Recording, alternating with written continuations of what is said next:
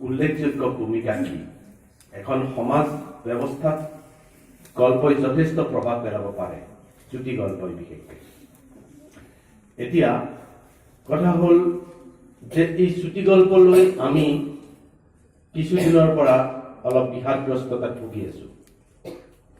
মই কেনেকৈ গম পালো যে আজি কেইবছৰমান আগতে 4-5 বছৰমান আগতে মোৰ দুখন গল্পপুথি যেতিয়া একেলগে প্ৰকাশ কৰিবলৈ মই মনস্থ কৰিলো তেতিয়া কেইগৰাকীমান প্ৰকাশকৰ ওচৰ চপা হৈছিল পৰোক্ষভাৱে মই প্ৰত্যক্ষভাৱে নহয় পৰোক্ষভাৱে ওচৰ চপা হৈছিল তেতিয়া তেওঁলোকৰ পৰা এটা উত্তৰ আহিছিল যে আমাৰ ইয়াত গল্পৰ চাহিদা উঠি নাই আমাৰ ইয়াত মানুহে নপঢ়ে অসমীয়া মানুহে আজিকালি নপঢ়ে মই অলপ হতাশাগ্ৰস্ত হৈছিলোঁ তাৰপিছত যেনিবা এখন গল্পত অন্তৰ্ভুক্ত হ'ব লগা কেইটামান গল্প কেৱল ক্ৰান্তিকাৰ পৰিৱেশী হোৱা বাবেই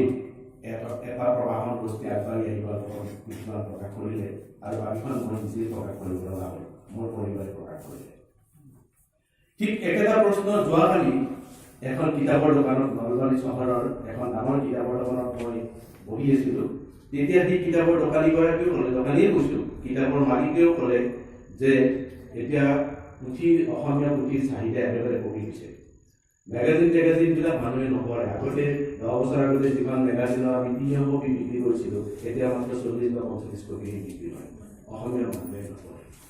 এই যে এটা অভিযোগ যে অসমীয়া মানুহে নপঢ়া হৈছে এইটো কিয় আহিল অসমীয়া মানুহে কিয় নপঢ়া হ'ল অসমীয়া পঢ়ুৱৈ কিয় নপঢ়া হ'ল কিয় চুটি গল্প নপঢ়া হ'ল কিয় কবিতা নপঢ়া হ'ল কবিসকলে কবিতা পাঠ কৰে কেৱল তাৰ মাজতে সীমাবদ্ধ মানুহে কবিতাৰ ভিতৰত মৰম নুবুজে চুটি গল্পৰ লিখক বহুত বাঢ়ি গৈছে বহুত মেগাজিনত 4-5টা প্ৰতিসংখ্যাতে গল্প গতিকে অসমত প্ৰতি মাহে বহু গল্প প্ৰকাশন হৈ আছে কিন্তু পঢ়ুৱৈ সংখ্যা নাই